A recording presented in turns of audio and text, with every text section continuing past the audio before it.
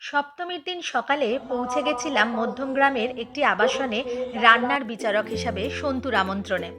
পৌঁছে দেখলাম সঞ্চারী একেবারে মন দিয়ে কচি কাঁচাদের নিয়ে রিহার্সালে ব্যস্ত।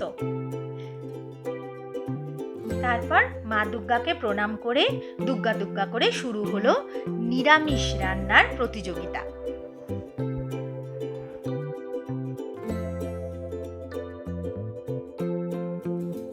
ভোগের থালায় ছিল পোলাও, ফুলকপির তরকারি আর অসাধারণ একটি ছানা দিয়ে তৈরি করা মিষ্টি রেসিপি।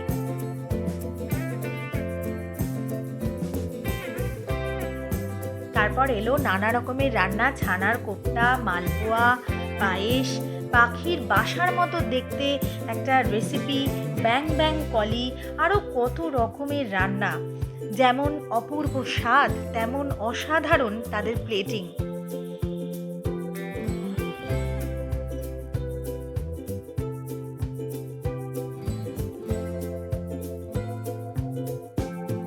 কত রকমের খাবার টেস্ট করলাম, শিখলাম, জানলাম, আবার যেখানে একটু খামতি বলে মনে হয়েছে সেটাও বললাম।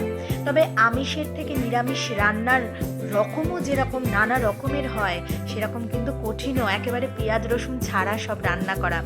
তারপরে বেছে নেওয়ার পালা সেরা তিনজনকে। সবাই মিলে ভীষণ ভীষণ আনন্দ করে দিনটা কাটালাম।